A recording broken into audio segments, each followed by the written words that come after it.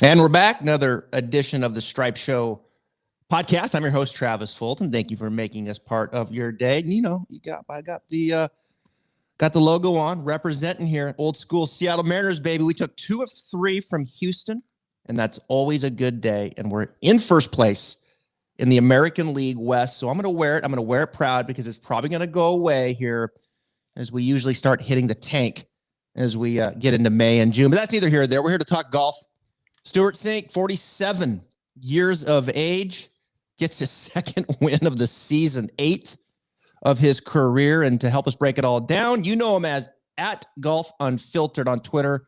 Enjoy following him. Adam Fonseca. We usually put a face to the name here with social media on the podcast. Thanks for joining us. Thank you for having me, Travis. It's nice to speak with you. Well, I don't know if you saw, but, Stewart Cink, as I mentioned, is 47 years of age. Mm-hmm. And his caddy was his son. I'm not sure if you got all of that as they were breaking it down in the coverage there of the weekend, but 2 times now he's won on the PGA Tour this season, joining Bryson DeChambeau. Mm-hmm. Pretty impressive stuff here from Mr. Cink. Yeah, I would say so. I mean, I may have heard once or twice or 100 times that his son was on the bag if you follow on Twitter. But yeah, amazing performance by Cink there. And it's nice to see, a name that we hadn't seen in a while, just make a name for himself again, for probably a whole new generation of golfers, really. Yeah. Winning twice already this year. It's interesting. DeChambeau hits his driver on average 321 yards. He's first strokes gained off the tee. Stewart this season is hitting at 306. That's a big number. And he's strokes gained. That's a big number for 47 years of age. And he's 122nd on strokes gained off of the tee. Of course, Stewart, he knows this course well. He's won there before, and he won the Safeway. Mm-hmm. If you watch our show on Tuesday, we call it the matchup. We were big on Stewart because you look at this course. Of course, he knows it well, but strokes gained approach. His iron game's been really, really good this year, and he's found some form with his putter. I mean, those are the 2 things you need to win there. He goes 63-63 and then basically opens up this big lead, and he just kind of holds on. I mean, it was kind of like the Masters, wasn't it? Where he just had this big lead and you're just kind of like, okay, I'm just going to hold on unless someone comes up at me and, then maybe I'll put the foot on the pedal there. I don't know. What do you think? Yeah. I mean, if you're driving the ball well and you're putting well, I mean, you're going to be in a pretty good spot towards the end of the week. And you're right. I think that's a pretty similar analogy there to the Masters. It was just one of those cruise control, and as a golf fan, admittedly, I had to get some stuff done this weekend and just maybe tune in, not as often, because you kind of knew what was happening. I mean, when the guy shoots 63 two days in a row, it's pretty lights out. It is. And let's face it, I mean, it's been kind of boring late on Sunday. It is what it is, right? Yeah. I mean, Hideki wins. No one makes a run. Xander knocks it in the water. And it's just like, okay, Hideki wins. Great for the sport. Right. He's being praised in Japan as he should be. And that's huge worldwide. I get it. Now, Cink comes in 47. It's a cool story. But he opens up a big lead. And there's just not much happening on Sunday. I had a buddy that was actually there on Sunday. And I talked to him this morning. He was following me. He said everybody was rooting for Colin. He said most of the crowd was cheering for Colin Morikawa and not Cink, which I thought was kind of interesting. But, speaking of Morikawa, he doesn't give anybody anything to cheer about. I got to tell you, he's 4th right now in the Ryder Cup. Mm-hmm. And, he's going to be playing. I'm a little worried here about this putter. I got to tell you, I don't want to say he's got the yips, but it was ugly from short distance. Yeah, the times that I did tune in, seeing exactly what you're talking about, and that is something to be concerned about, especially when we talk about a Ryder Cup year. I mean, that is, Morikawa up and down, it seems, especially after his first major victory. And I'm big on him. I want to see this kid just play lights out as much as he can, but he's got something going on right now. And no offense to good old Mr. Jordan Spieth, but I mean, that was something similar in my mind when you compare younger players who all of a sudden the putter just kind of goes away for a bit. Jordan was obviously able to find it recently, but Colin, he's got to get something figured out. Yeah, he does. And we've seen this before. You look at him at Genesis, he lost 7.5 strokes gained putting. Wow. And then the next week he comes back and wins at WGC Mexico, +4. Then he goes to the Players, loses 2. Then he comes back at the Masters, finished 18. I think he putted a little bit better. I don't know exactly what his numbers were this week, but I'm pretty sure it's going to be in the -4 range for strokes gained putting. Yeah. It's that short distance putting too. And, you get the heat on. I don't know. I think it's a reasonable concern. We're a little bit away. I get it from the Ryder Cup, but you're going to have to make those short putts. And usually for our audience, when you see players struggle with their putting and they start losing their confidence, I think Colin kind of watches the putter head go back a little bit. And then you'll also see the putter start to move back very, very slow. Like it's almost like steered. And then, it's like almost a little bit of a wishy-wash stroke. And I think you brought up Spieth. I think it's a really interesting comparison because I almost feel like Morikawa should consider a little bit more like Spieth from the standpoint of getting the putter head to go back a little bit more brisk with a little more pace to it, and almost stretch it out a little bit to then a little bit of a shorter, like firmer finish, kind of like Spieth, because I think he gets, anytime you see a player start walking it back like Hideki can, and we know his putting can go, and then kind of that deal. I don't know. It's, you don't want to start throwing things out there, but those are the things that I see when I see Morikawa struggle with his putting, because we know he can go ball striking wise, although you could see it bleed into the rest of his game like Spieth did when he lost his putting. We're a ways away. Tell me, Adam, talk me off the ledge. He's gonna get this thing figured out, right? I'd have to think so. I mean, he's got so much talent and he's so intelligent that he's going to be able to pinpoint that element of his game, especially following this week, that he's able to fix. And I think all the points that you just raised, obviously, you being an instructor yourself, were able to pick up on those things. And you're right. I mean, I always kind of cringe a little bit when I see any player, regardless of talent, kind of really focus too much on the backswing. That's been hammered into my head just as a player myself over the years. You don't hit the ball in the backswing. So it just seems like he's fighting something there between the ears, you would think. But yeah, I mean, when Ryder Cup comes around, I'm going to imagine that he's going to be on that squad, and we're going to need him, So he's going to get it figured out. He's going to be on the squad unless he just full on goes full yip. Right. He's a smart young man. Love his coach, Rick Sessinghaus. I think they will smooth it out, but it is something to look at. Here's the top 6 right now for the U.S. team: Dustin Johnson, Bryson DeChambeau, Justin Thomas, Colin Morikawa, Xander Schauffele, Brooks Koepka. Interesting to see where Koepka, if he can hold on to that 6th spot, because then you get into selections. Patrick Reed's at 7, Finau at 8, which I think is going to be interesting to see. Webb Simpson 9, Berger 10. There's Spieth. He's all the way up to 11. Billy Horschel 12. Patrick Cantlay's at 13. There's a guy that's going the wrong way right now. Right. Can he get his game turned around here as we enter May? Still got a ways to go till the Ryder Cup, of course. But Stewart Cink right now, the storyline here this week, we're going to get to another one who also won this week, Lydia Ko, here momentarily, but I want to bring up one more topic here from Hilton Head. And I just think that we're getting to a point now in the Stripe Show where we just need to have a common sense part of the show. Let's just use common sense when it comes to certain things. Oftentimes it's the rules on the PGA Tour. This time, Adam, it was on Saturday. Siwoo Kim, another situation with his putter. This time, he didn't break his putter, where he had to putt with his 3-wood. Right. But on Saturday, playing with Kuchar, he rolls a putt up at him, okay, and he goes up to the hole and it stops. And it's like one of those, like, it might fall, right? And, you got to give it the time. So he walks up and, he's giving it the time. And Kuchar happens to be standing there. And he kind of looks at it and he's like, Sue, I think the ball's still moving. So, the ball's moving. You don't want to you can't hit a ball that's moving. Right. Okay? So you have to kind of wait. So they wait, and 15 seconds, maybe 20. I'm not sure exactly how much time it was, but the ball eventually falls in the hole. Okay. So it's a birdie. Nice birdie, Siwoo. Call the rules official over. Rules official says, no, it's a par. It was past 10 seconds. And Kuchar basically took the horn and was like, the ball was moving. Like, you can't hit a moving ball. So it went up and past 10 seconds, it goes in. To me, common sense says, look, if I hit a moving ball, that's an issue. Mhm. So I got to wait till it quits moving, and it eventually falls into the.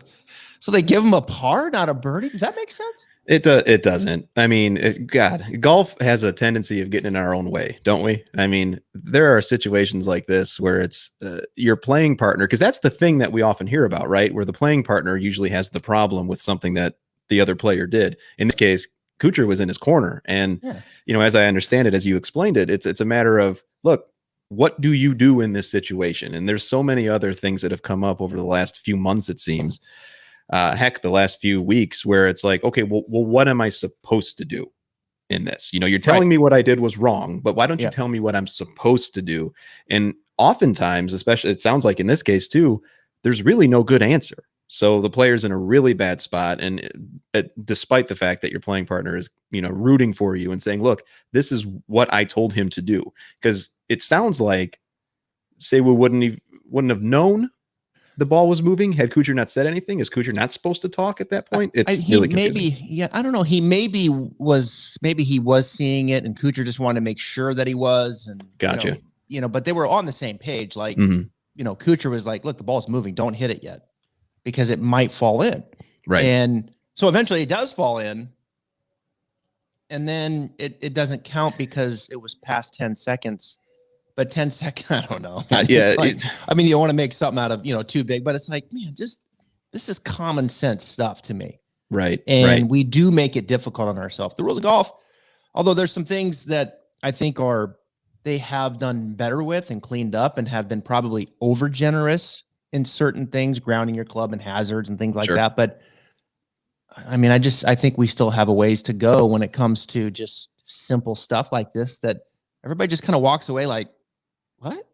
Right. Yeah. And the way like with the professional game, this is even a bigger issue, obviously, because every stroke literally is hundreds of thousands of dollars. Yeah. If you and I were out playing and that would occur, we'd probably, figure it out and say, okay, well, no big deal. I made par instead of birdie. But for them, it's literally life-changing, career-changing in many ways. Abraham Answer last week gets the 2-stroke penalty because his wedge just skipped that little bitty babe of sand. Right. So we're in the business of penalizing people after the fact. Yeah. In which it's not a fair landscape, in that every shot isn't filmed that closely. Mm-hmm. Mm-hmm. Right. So we're going to just penalize those that we happen to get on video. So the landscape's not even fair when it comes. These are just common sense things to me, that why are we doing this? Like, it just doesn't make any sense. No one is going back after a game in baseball and in football and in basketball and saying, look, here, we saw something, and I know it's an hour later, but we're going to change the outcome. It's crazy. And the point you raise is such a good one, because the fact that the cameras are on the ones that are on the players that are playing the best, you're almost penalizing success in that regard. That's right. It's really backwards. And I'm not sure who needs to do what to fix this, but you outlined it perfectly. It's awful to penalize someone after the fact. We all know the rule. Like that. The problem isn't, well, he touched the sand. Yeah, we know that's the fact. Yeah. But after everything happened, come on, where's the statute of limitations on a round of golf? At no point should we go to the video after the fact. No. And then penalize a player after the fact. No play. There's no place for that in the game. For me. Agreed. It's not a fair landscape. There's no sport that's doing that. Not that I know of. I don't know. Here's the common sense. We had it last week with Kuchar.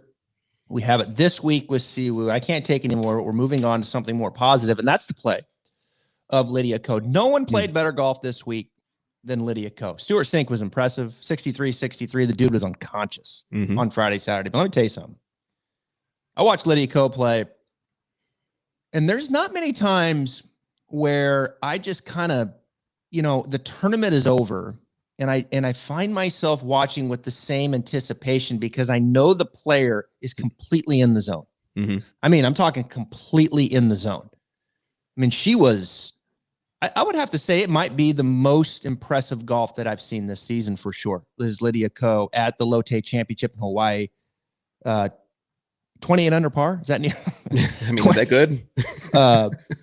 Goodness gracious. She wins by 7. It's her 16th win since 2018. And she was unconscious. Did you get to catch any of that golf? A little bit. Yeah, a little bit. We were able to watch it. And yeah, I mean, just again, when a player's in the zone like that, it's almost that's enjoyable, golf to watch to me. All sorts of golf out there, all different types of golf. But when you see a player of that magnitude and capability playing at their absolute peak performance, it doesn't get any better than that. And she was certainly that this weekend. I had Sean Foley on the podcast, I think 2 to 3 weeks ago. And we talked about two players. We talked about Justin Rose and how they basically have reunited since Justin left when they came back from COVID. And and Sean and Justin are like made for each other. I mean, those two guys have had a great run. I was surprised in some of the decisions Rose was making, Sean being one of them. Yeah. And then he signs with Lydia, and Lydia comes on, and I talked to Sean about it. And the first thing that Foley told Lydia to do is go put on some muscle, put on some weight, because she was very thin. So I think she has put on a little bit of weight. I think they've done some things in the swing for sure. Nothing crazy, but I think he's just really kind of cleared her mind more than anything. And sometimes in our business, Adam, especially with like a Sean who is very detailed and understands the swing, can talk the science, is a deep thinker. Right. He's very sophisticated, let's put it, when he puts it out there.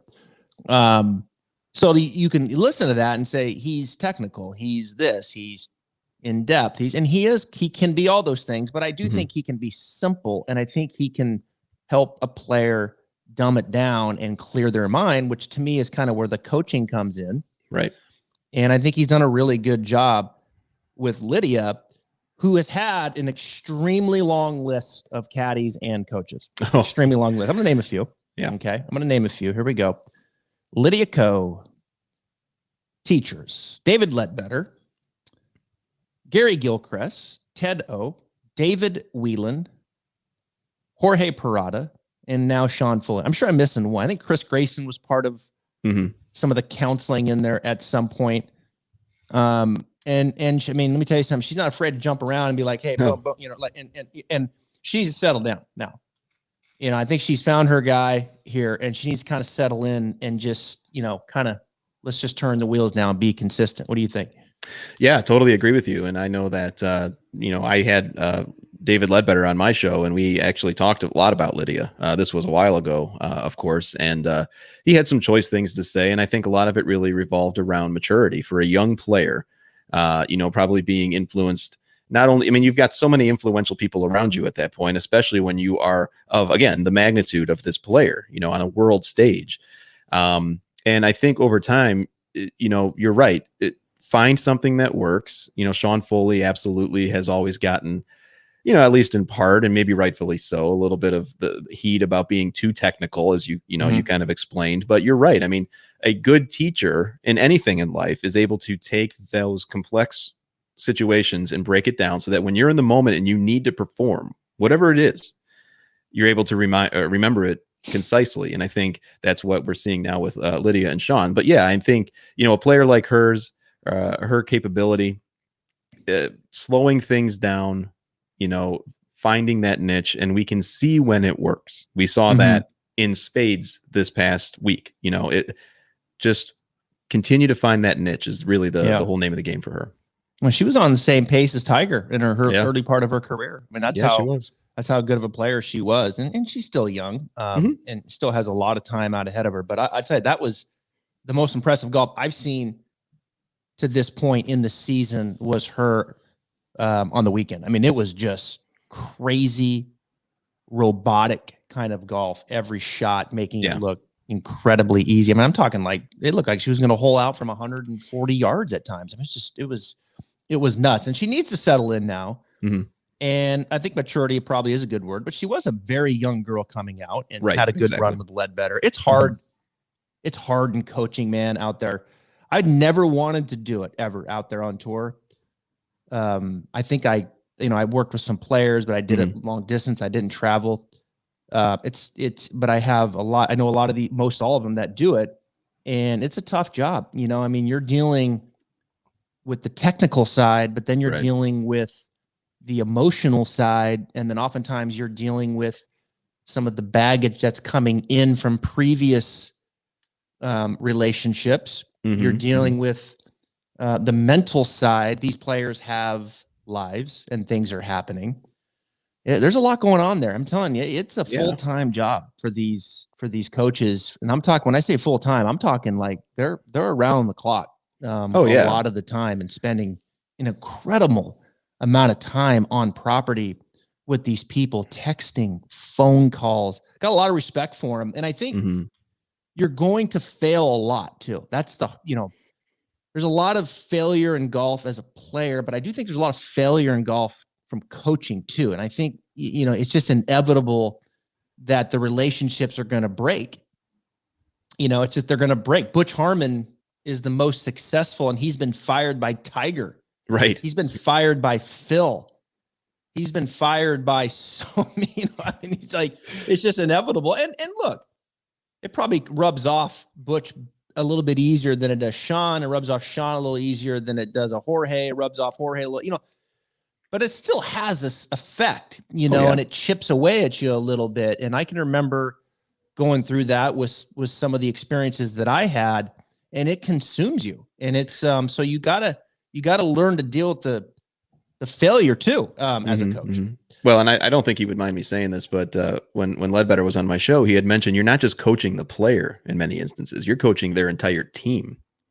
And it's a matter of not only getting the player on track to, agree with, for the lack of a better phrase, the concepts that you are conveying, but the entire team has to be part of that too. And so I think you hit the nail on the head. It's a matter of, it's a completely different world out there. And certainly, I follow you, of course, and I listen to what you're talking about and others. It's a job that, like you said, 24 hours a day, at any point, you're on call. And as a guy that works in healthcare during the day, I know what that feels like, and that's tough. Yeah, there you go. Yeah, it is tough. Anyway, let's move on. Steve Stricker wins the Chubbs Classic down in Tiburon. Speaking of the Ryder Cup. Yeah. So hopefully I'd be taking note to Cink. Stewart Cink, 40. I'm not sure he'll get on the team, but man, impressive stuff from Mr. Stewart, who had his son as the caddy all right, Zurich Classic next week. Have you heard about that? Did you hear that he was? Yeah. So the Zurich, up there in TPC, Louisiana, another Pete Dye golf course. This one, though, I think is a little bit easier as far as when you look at Hilton Head and the stadium and Kiwa, which is where the PGA is going to be. And it's a team game. So they play best ball on Thursday, Saturday, and then alternate shot on Friday, Sunday. I'm going to propose to the PGA Tour and the LPGA Tour that this needs to come together as a co-sanctioned event. We need a man and a woman in Louisiana playing a team competition. I'm on board. Yeah. Let's do it. I mean, I think that's a fantastic idea. And talk about the eyeballs that will benefit on both sides of that coin, right? For the PGA Tour and LPGA. That's a fantastic idea. And there's a lot of different combinations that you could even think of. Right. Yeah. I mean, as far as the teams, right? Right. Man and what? Let's go there. All right. So let's think through this a little bit. I'll give you the first one. All right. So Lydia was inspired by Spieth and Hideki. True. Their play, working out of a struggle. I like Spieth and Co. Why not? Why not? It's both young, both energetic, both electric when they're playing the best. That's a great pairing there. I mean, then you can almost like kind of get into the obvious ones, perhaps. I mean, do you do a Lexi Thompson and a Ricky Fowler? Do you do? I don't know. Do we have the Brooks connection? Do we have Brooke Henderson and Brooks Koepka? I mean, come on. We could do anything. Well, hold on. Okay. Yeah, you could. So I like that. But I think you got to go all Canada there. I think you have to go You have to go Brooks Henderson and Corey Connors. Okay. I can get into that. Yeah. So you have to all Canada, they got the Canadian suit on. I think that would be sweet. And plus Corey Connors' coach, Derek Ingram, will be on the podcast on Wednesday. So anyway, back to the jokes. Did you see that the Olympic team for Canada is they're just embracing the Canadian tuxedo? They're going for that for the closing ceremonies. I saw that. That's awesome. Yeah. That's fantastic. Oh, there goes my camera. That happens every time. I'll be back here in a second. There he is. Yeah, there he is. Yeah, so other teams too. I mean, you got to think about, the flashy personalities as well. I mean, do you go, I'm not sure. I mean, do you go with, one of the Corda sisters, pick one, and you go with, I don't know, maybe a Morikawa? Do you go with a Xander? Jessica, do you go? Yeah, I like that. Yeah, I was just going to say that. I was going to say Jessica and Xander. I think that would fit. Let's go bash here. Let's go all kinds of distance. Bryson, number one in distance, and Bianca. Bianca's number one on LPG. I want to talk about just overpowering the golf course. Bryson and Bianca would be must-see TV. I got to tell you. I think JT and Nelly, the other Corda. Yeah, that would be a good match. JT, Nelly, that just feels right. It does. They almost seem like, and now that we're talking through this, you almost want to see it play out, because just the way that the games are going to complement each other, it's going to be absolutely incredible. Especially, I'm going back to the Lydia Ko and Jordan Spieth. I mean, that would just be, I can't even think of the number. One. Yeah. That'd be a tough one. I kind of like Lexi and Matthew Wolf. Yeah. I'm a fan of that too. Matt Wolf, I mean, is he okay? I mean, he seems like, was he hurt? He had a wrist thing, didn't he? I don't know. I don't know from a physical standpoint where he's at, but yeah, he's definitely got some proven to do, I think, as far as since what's happened here to kind of solidify in our mind that he is okay, right? That he's going to get back to a level of play that we've seen before, because it's been there's a lot of question marks there for sure with Matthew Wolf. Here you go. How about this one? Abraham Answer and Gabby Lopez. I mean, those two would have perfect. Yeah. That's a fan. Yeah, absolutely. That's something that we want to see. Yeah. Just watch the bunkers, Abe. Come on. Hideki and Inby. Yeah. I like that. I definitely like that. Inby Park is crazy to watch. I mean, she looks like she's swinging 40 miles an hour. Exactly. And it's almost like go out there and place it. I know we say that a lot. They could just go out there and place it wherever they want. She could literally do that, I think. All right, I'll take just a yard off of this shot. Incredible. I think she shot 20 under. She was 20 or 21 under it in Hawaii and just got lapped. Yeah, by Lydia. She ran into a buzzsaw. I kind of like DJ and Kang. Daniel Kang and Dustin Johnson. Nice. That would be a team right there. I mean, you want to talk about showing up ready to beat some ass. Those two would be. Yeah, 100%. I mean, just the content alone is worth it. Man, I'm telling you. I mean, it's fun, the team game. I'm not a big alternate shot guy. I find it just an awkward format, but yeah. It is fun. I think Zurich's done a really good job with this tournament, but I'm saying, hey, let's go next step. Let's bring the two tours together. I think it would be phenomenal TV. I'm not sure if the LPGA has an event this week or not, but even if they do, they can make that work. Get out ahead of it.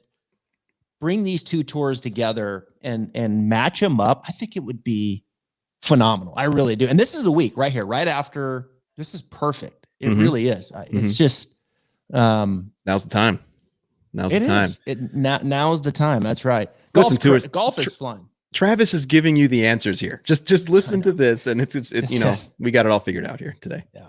Golf is it's flying. There's a lot of good decisions being made. Sometimes we get on the podcast, we have some fun with certain topics, but it's in a really healthy spot considering the biggest name is healing up. Seems optimistic about how things are going, which is great. But man, we've got a lot of it's in a great spot. And I just hope, I'm going to wrap up with this from a distance standpoint. We're seeing for the USGA here, like Stewart Cink's 47. Yes, he's hitting it just over 300 yards. He's not tearing it up, stroking it off the tee like Bryson. Right. And these two guys are the only two times winner. They've both won here this season. To me, I look at how Augusta handled it. I look at how this run of courses. Yes, there's going to be an advantage to distance certain courses, but I like the balance on the tour. I really do. Hilton Head fits beautifully. You can't overpower it. TPC Sawgrass, you can't overpower it. There's a lot of courses that you're going to see coming up. Colonial, you can't overpower it. Right. Yeah, Louisiana, I think this is you're going to see a little bit more of distance kind of playing out here. I just think we're in a good spot. Just start putting some regulations on it now. Hold it back a little bit. Don't let manufacturers and balls get completely out of whack from here. But we have great momentum. I just hate to see anything come back right now as good as the sport is doing. Yeah, I agree. And it's funny too, because I mean, people who follow me on social know my thoughts on the whole distance thing, but I think you're right. I mean, it's a matter of just that good balance. And we've seen it now twice with Augusta, because that's the course that everyone would reference, they got to buy more land at Augusta. Well, it took care of itself. It really took care of itself, and I think if we just, throttle back just a little bit, the equipment, like you mentioned, that still allows manufacturers to do what they're going to do and the innovators to continue to innovate. And it allows the best players to still rise to the top, as we're seeing. The last thing, and I agree with this, I've come around on this argument. The last thing we want to do following the golf boom year in 2020 is to give the casual fan any reason to believe that this is not as much fun as you can possibly have. And that would include, now they're taking something away. Well, I just got involved in this, so I understand that point of view. And like I said, I've come around to that. But at some point, land is land, my friend, and we gotta be careful with that. Well, so what if the Masters have got it? They got the money to buy a little bit. No, you can overdo it for sure. And we're up against it right now. And I think we're close to it. But I think from a PGA Tour standpoint, at least to this point, I don't walk away thinking that guys are just completely overpowering golf courses. At this point, no. I mean, it seems like they're trying. It seems like one guy's really trying. But, golf's been around for hundreds of years. It always finds a way, doesn't it? I think golf will win out in the end. Distance is always an advantage. Sure. I mean, it just always is. And, Jack, Tiger, DJ, Bryson, we've seen it, Rory.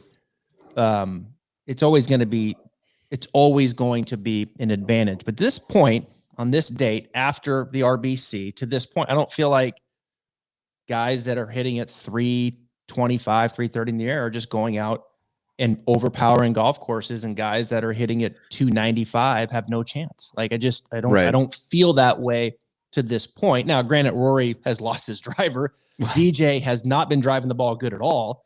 Bryson has gotten a little erratic all of a sudden. And he seems to can't find a driver that just is his gamer. He's always tinkering, with that. So there's been some movement from that standpoint. But what's interesting to see is guys like Stewart Cink at 47. In his press conference, he's like, I just changed a couple setup things, and all of a sudden I'm hitting them 10, 15 yards longer. Why didn't you do that? Why didn't you do that? It's funny, man. Man. That's sometimes I just listen to it. It's just funny. I'm sure he just changed his attack angle. He probably got, instead of 1 or 2 down, now he's 1 or 2 up, and all of a sudden there you have it. Now I'm going to go to the driving range and see everyone with their wrenches out, changing club heads, and it's just okay. I got to get back. It's good. Well, I won't keep you from your tee time, man. I appreciate you coming on the podcast, talking golf. We'll do it again. Check it out at Golf Unfiltered. He's got a podcast, 300 episodes now. Thank you for doing this, and congratulations on that. Hey, thank you so much, Travis. I've always loved the work you do, and thanks for having me on. All right, bud. Talk soon. All right.